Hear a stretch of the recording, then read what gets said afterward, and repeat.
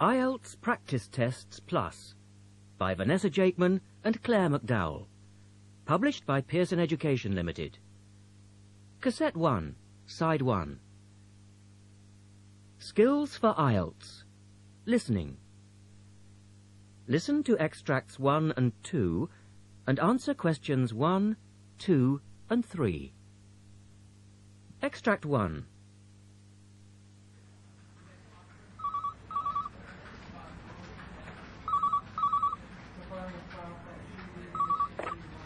Good afternoon. Ticket office.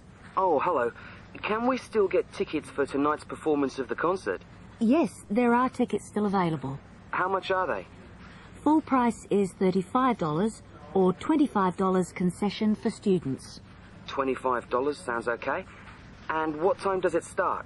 Doors open at 6:30 p.m, but the concert doesn't begin until 7:15. Can I get 2 student concessions for this evening then, and collect them at the door? Certainly. Do you have your student ID with you? Extract 2. Good morning. Can I come in? Yes, come on in. I'd like to enroll for an English course at this college. Can you tell me when the next course starts? Right. Well, the next intermediate English course begins on Monday the 10th of September. You could probably join that one. Otherwise, you'd have to wait until January or April. I think I'd like to do the next course if possible. I'm going home in April. Okay. Could you take a seat and I'll get one of the teachers to have a word with you? Now listen to Extract 3 and answer the questions. Extract 3. Good morning. I'm from Rex Research. We're a firm of market researchers and we're doing a survey on shopping choices. Would you mind answering a few quick questions? It won't take a minute. Oh, all right. Can you tell me whether you wash your hair every day, 5 times a week, 3 times a week, or less? Oh, usually every other day. Okay, so let's say 4 times a week? Yes, I suppose so. Do you always buy the same brand of shampoo? I tend to buy a different one each time, I think. So are you influenced by your budget, the shape of the bottle, or the publicity? Oh, I think I usually go for value for money. I don't take much notice of the advertising or what the bottle looks like. Right. Thank you for answering our questions. Please accept this free sample with our compliments. Oh, thank you very much. Now listen to Extract 3 again and answer questions 7 and 8. Good morning. I'm from Rex Research. We're a firm of market researchers and we're doing a survey on shopping choices. Would you mind answering a few quick questions? It won't take a minute. Oh, all right. Can you tell me whether you wash your hair every day, 5 times a week, 3 times a week, or less? Oh, usually every other day. Okay, so let's say 4 times a week? Yes, I suppose so. Do you always buy the same brand of shampoo? I tend to buy a different one each time, I think. So are you influenced by your budget, the shape of the bottle, or the publicity? Oh, I think I usually go for value for money. I don't take much notice of the advertising or what the bottle looks like. Right. Thank you for answering our questions. Please accept this free sample with our compliments. Oh, thank you very much. Listen to Extract 4. You will hear 4 different mini-talks. In each case, identify the main idea. Sometimes this will be explicitly stated, sometimes it will be in the overall message. Extract 4. 1. What I want to emphasize is the cost of the project. Since 1990, £43 million have been spent on the extension to the suburban train line. 2. If you want to get a distinction on this course, you're going to have to put the hard work in. And that means handing your assignments in on time, turning up for all the tutorials and doing well in the exams.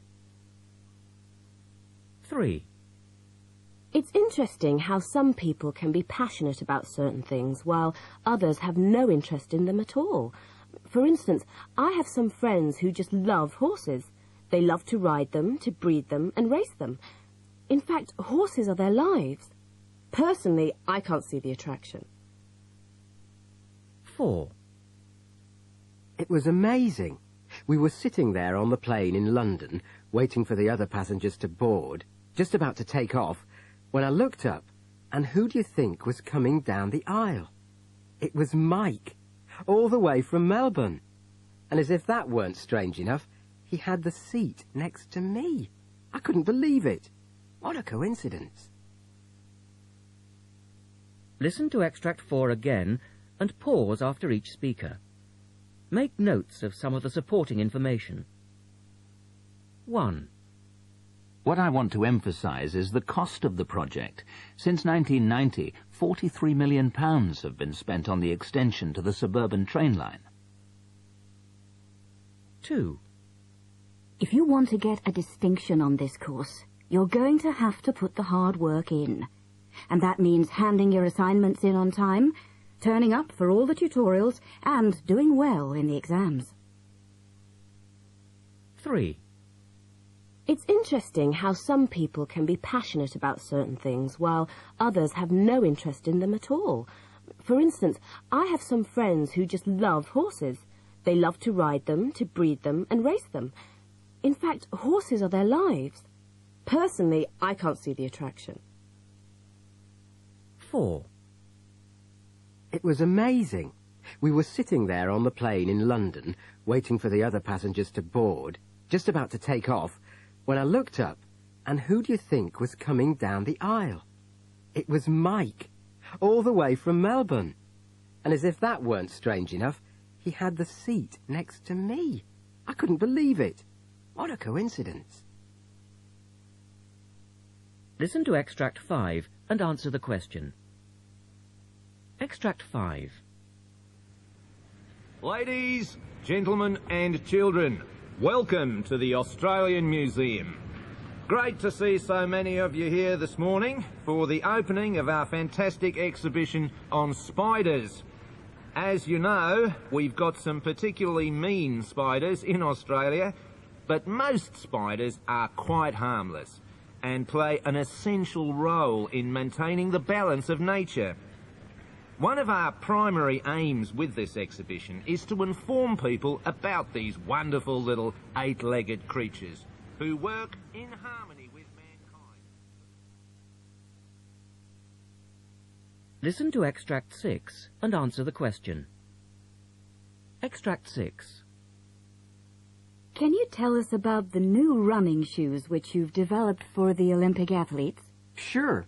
Well, the shoes were designed by a team of researchers at the University of Calgary, where we've been looking at ways of increasing performance by reducing the damaging effects of vibrations on a runner's body. What's so special about them? Well, basically, they can boost the athlete's performance by up to 4%. The shoes are made of conventional materials, but by varying the elasticity of the sole, we believe the shoes can slice around 4 minutes off the time of a marathon runner, which is the difference between finishing first or 21st. Wow! They may also prove to be useful in helping elderly people to walk, but we're still working on this aspect of the shoe. Listen to extract 7 and answer questions 11 to 14. Extract 7. Welcome to Portsmouth Naval Dockyard. We're standing next to what remains of King Henry VIII's ill-fated flagship, the Mary Rose. As you may know, the ship sank in July 1545, just off the coast of England, not far from here. The King himself apparently watched in horror from the shore. As the sea entered her gun ports, she tipped over and sank to the bottom, where she lay for more than 400 years. That's 4 centuries, buried in the mud. In 1971, the wreck was rediscovered, but it wasn't until 1982 that the ship was raised. Since then, a massive research program has taken place to unravel the mystery of why she sank. One of the scientists is a tree ring specialist, and he's been studying the preserved timbers of the ship, and they now believe, after analysing the timbers, they have uncovered a vital clue as to why the ship sank.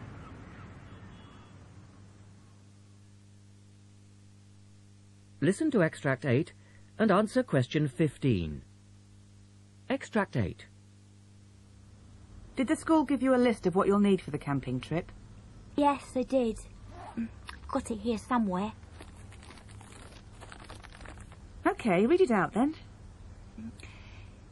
2 pairs of old sports shoes, 1 woolen pullover. OK, you've got that. 1 sleeping bag, 1 foam mattress. No blow-up mattresses allowed as they don't fit in the tent. Right. 6 pairs of socks. 6? Yes. And gloves too? No, gloves aren't on the list. And what about a torch for finding your way around in the dark?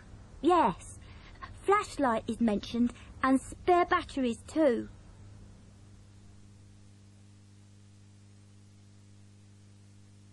Listen to Extracts 9 and 10 and answer the questions. Extract 9.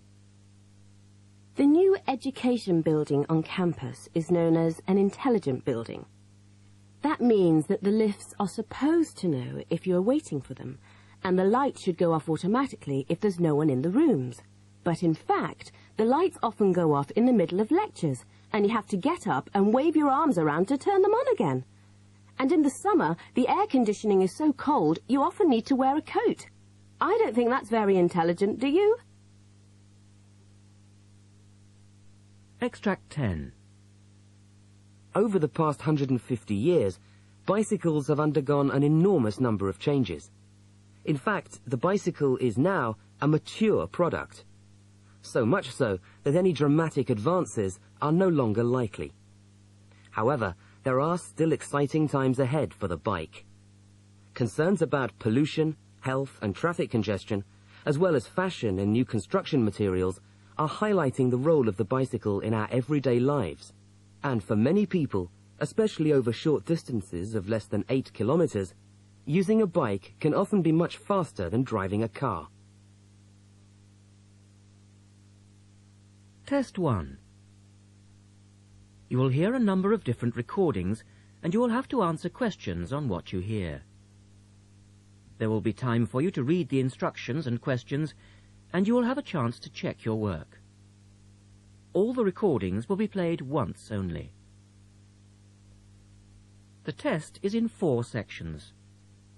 Write all your answers in the listening question booklet. At the end of the real test, you will be given 10 minutes to transfer your answers to an answer sheet. Now turn to Test 1, Section 1, on page 30. Test 1, Section 1. A woman wants to find out about a paragliding course. Listen to the conversation between the woman and the man and answer the questions. First, you have some time to look at questions 1 to 7.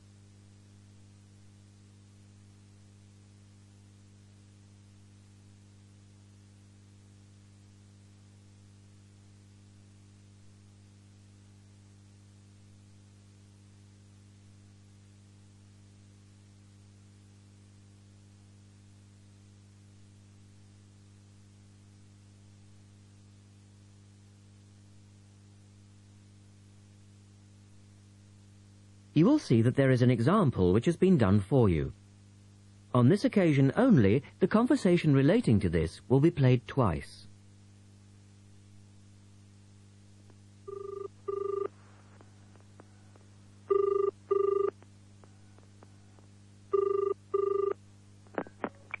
Hello, Paraglider's Paradise. How can I help you?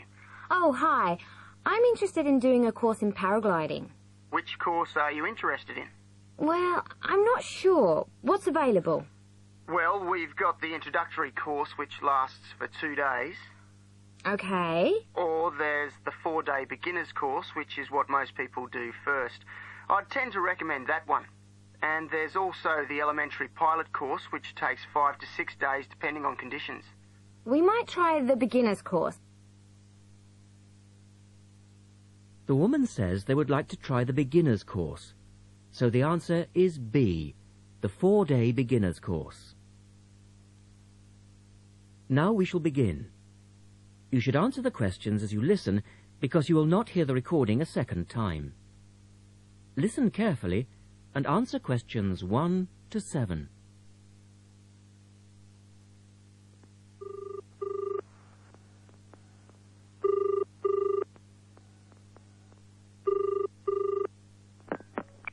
Hello, Paraglider's Paradise. How can I help you? Oh, hi. I'm interested in doing a course in paragliding. Which course are you interested in? Well, I'm not sure. What's available? Well, we've got the introductory course, which lasts for 2 days. Okay. Or there's the 4-day beginner's course, which is what most people do first. I'd tend to recommend that one. And there's also the elementary pilot course, which takes 5 to 6 days depending on conditions. We might try the beginner's course. What sort of prices are we looking at? The introductory is $190. The beginner's course, which is probably what you'd be looking at, is $320. No, sorry, $330. It's just gone up. And the pilot course is $430. Right. And you also have to become a member of our club so that you're insured. That'll cost you $12 a day. Everyone has to take out insurance, you see. Does that cover me if I break a leg? No, I'm afraid not. It's only third party and covers you against damage to other people or their belongings, but not theft or injury. You would need to take out your own personal accident insurance. I see. And what's the best way to get to your place? By public transport, or could we come by bike? We're pretty keen cyclists. It's difficult by public transport, though there is a bus from Newcastle. Most people get here by car, though, because we're a little off the beaten track. But you could ride here, okay? I'll send you a map. Just let me take down a few details. What's your name? Maria Gentle. And your address, Maria? Well, I'm a student staying with a family in Newcastle. So it's care of... Care of Mr. and Mrs. McDonald. Like the hamburgers? Yes, exactly. McDonald. The post office box address is probably best. It's P.O. Box 676, Newcastle. Is there a fax number there? Because I could fax you the information. Yes, actually there is. It's 0249, that's for Newcastle, and then 775431. Okay, now if you decide to do one of our courses, you'll need to book in advance and to pay when you book. How would you be paying? By credit card, if that's okay. Do you take Visa? Yes, fine. We take all major cards, including Visa. Okay then. Thanks very much. The girl is telling her friend about the course. Look at questions 8 to 10.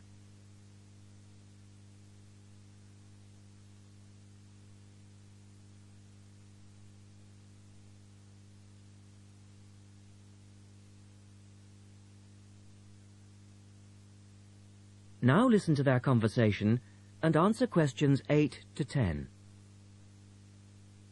Hi, Pauline. Hi, Maria. What's that you're reading? Just some information from a paragliding school. It looks really good fun. Do you fancy a go at paragliding? Sure. Do you have to buy lots of equipment and stuff? Not really. The school provides the equipment, but we'd have to take a few things along. Such as? Well, it says here, clothes, wear stout boots, so no sneakers or sandals, I suppose, and clothes suitable for an active day in the hills. Preferably a long-sleeve t-shirt. That's probably in case you land in the stinging nettles. It also says we should bring a packed lunch. We do not recommend soft drinks or flasks of coffee. Water is really the best thing to drink. We need to bring suntan lotion and something to protect your head from the sun. Okay, that sounds reasonable. And where would we stay? Well, look, They seem to operate a campsite too, because it says here that it's only $10 a day to pitch a tent. That'd be fine, wouldn't it? And that way we'd save quite a bit, because even a cheap hotel would cost money. Or perhaps we could stay in a bed and breakfast nearby. It gives a couple of names here we could ring. I think I might prefer that. Hotels and youth hostels would all be miles away from the farm, and I don't fancy a caravan. No, I agree. But let's take a tent and pray for good weather. Okay, let's do it.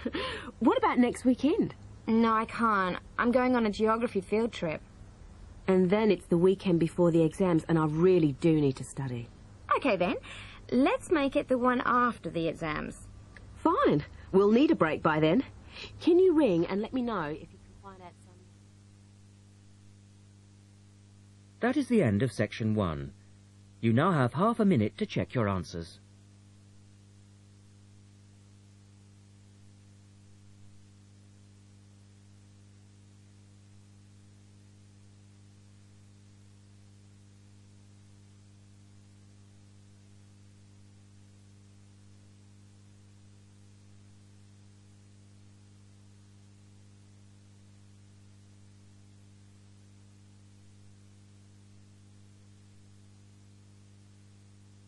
Now turn to section 2 on page 32.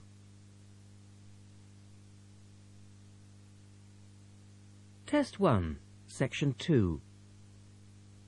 You will hear a reporter talking on the radio about old racing cars. First, look at questions 11 to 16.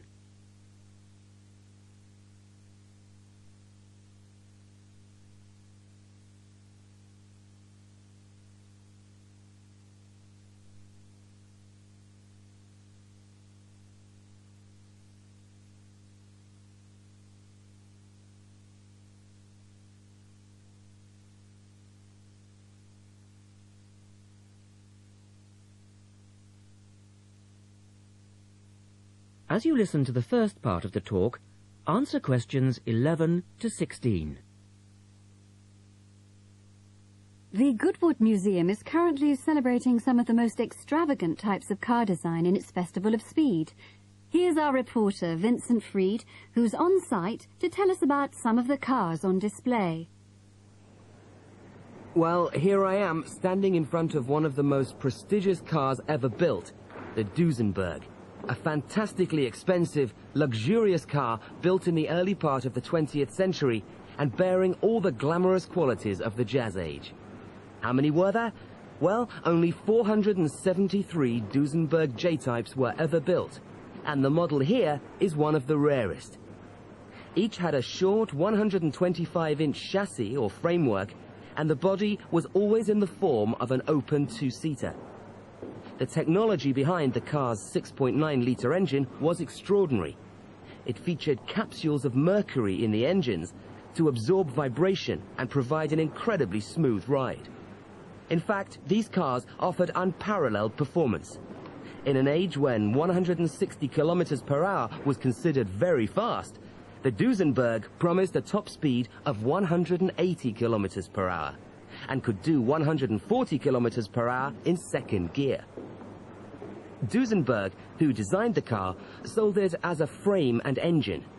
This was typical of the age again, and many prestige manufacturers such as Rolls-Royce did exactly the same.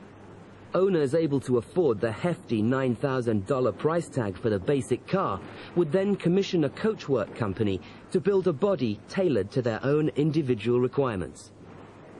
The Duesenberg's great attraction for the driver was its instrument panel, which offered all the usual features, but also several others, including a stopwatch. It was the Duesenberg's technology that lay behind its success as a racing car, and they dominated the American racing scene in the 1920s, winning the Indianapolis Grand Prix in 1924, 25, and 27. Now look at questions 17 to 20.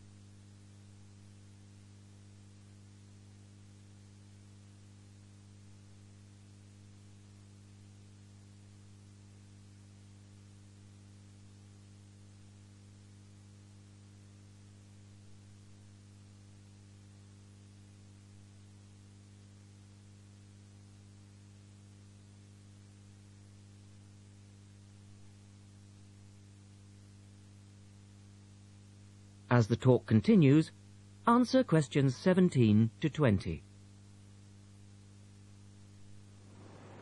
On to another celebrity, the 1922 Leia Helica. Only 30 of these French propeller cars were built, and the model here at Goodwood, which was the fourth to be made, is thought to be the only surviving example still capable of running. The brains behind this car was Marcel Leia, who was an aviation pioneer first and foremost, and the influence of flying is quite apparent in the car. The Leia very strongly resembles a light aircraft with its front propeller, but in this case, it's minus any wings, of course. It's quite odd to think that this car was whirring through France just as the Duesenberg was blasting down roads at 160 kilometers per hour across the Atlantic. The Leias were used regularly in France in the 1920s and were even produced in saloon and van form, as well as two-seater. The Leia matched its propeller drive with its equally bizarre steering, which used the rear rather than the front wheels. But despite looking rather frail, it was a tough machine. In fact, when troops tried to steal it during the Second World War, the car's baffling design was clearly beyond the would-be thieves, and it ended up being driven into a tree, breaking the propeller. And now for the Firebird. This extraordinary car was... That is the end of section 2. You now have half a minute to check your answers.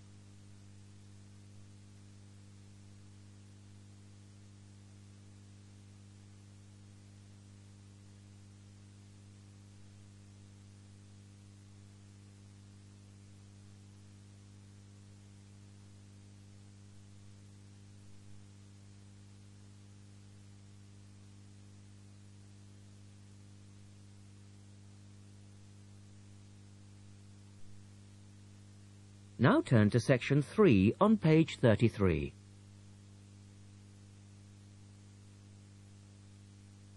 Test 1, section 3. In this section, you will hear a discussion between two students, Rosie and Mike, and a university tutor. In the first part of the discussion, they're talking about a survey they have conducted on local entertainment. First, look at questions 21 to 26.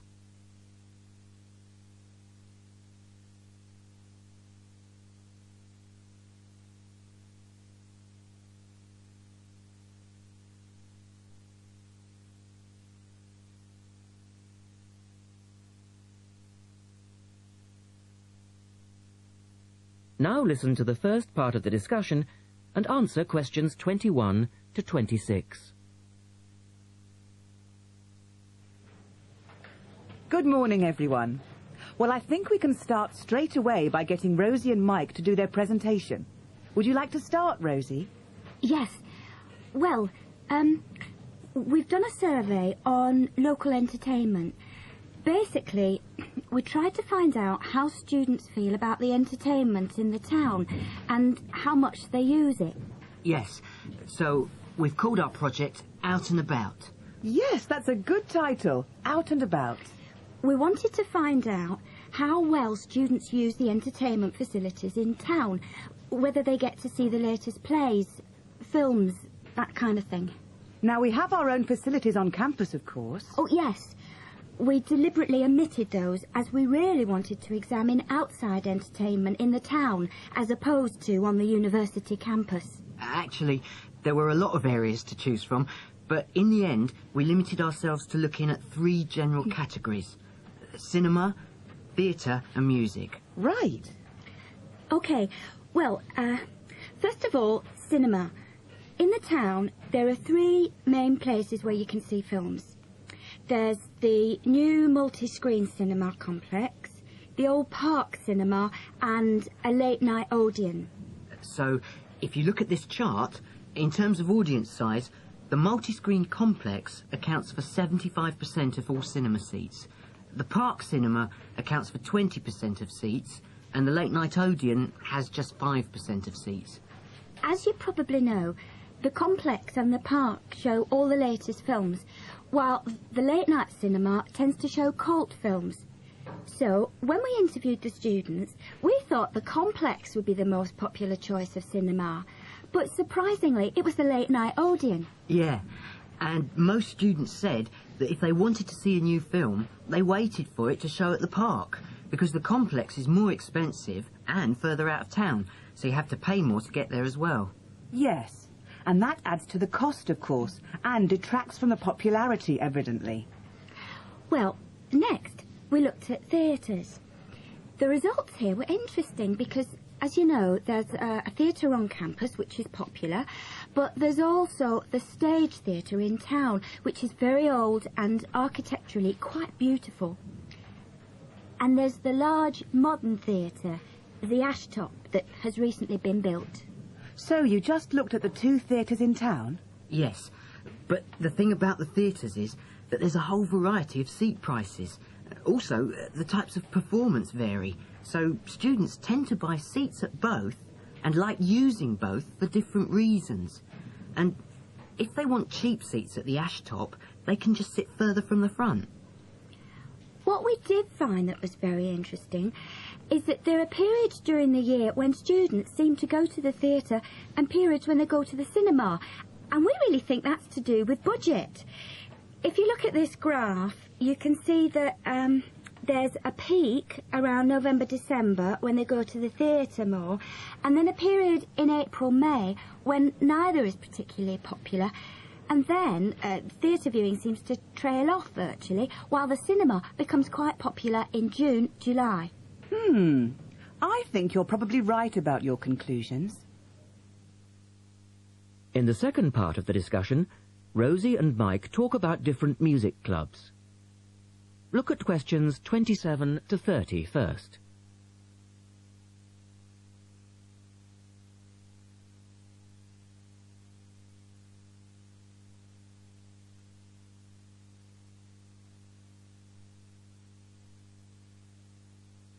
As you listen to the discussion, complete the chart about the different music clubs.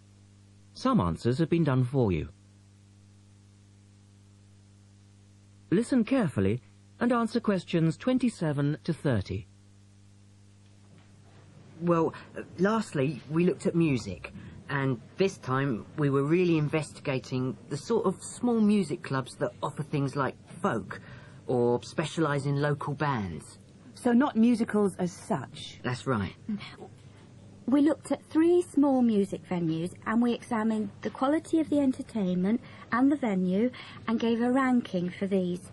A cross, meaning that the quality was poor, a tick, meaning it was okay, and 2 ticks for excellent.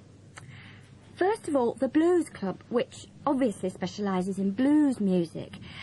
This was a pretty small place and the seating was minimal, so we didn't give that a very good rating. No, we don't recommend that one, really. Then the Sansu, which plays a lot of South American music. It was a big place, very lively, good performers, so 2 ticks for that one. The Pier Hotel is a folk venue, a good place for local and up-and-coming folk artists to play. Not the best of venues, as it's in a basement and a bit dark, but the quality of the entertainment was reasonable and the lighting was very warm, so we felt it deserved an average rating. Now finally, there's the Bald Rock Cafe, which features big rock bands and is pretty popular with students, and we enjoyed ourselves there as well, so top marks for that one. And then, did you get any information from the students as to which of the clubs they preferred? That is the end of section 3. You now have half a minute to check your answers.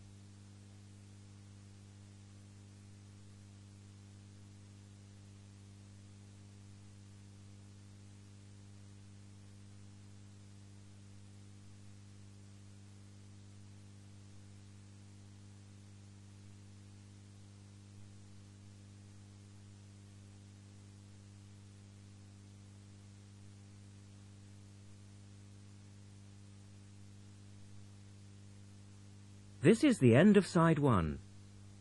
The test continues on side 2.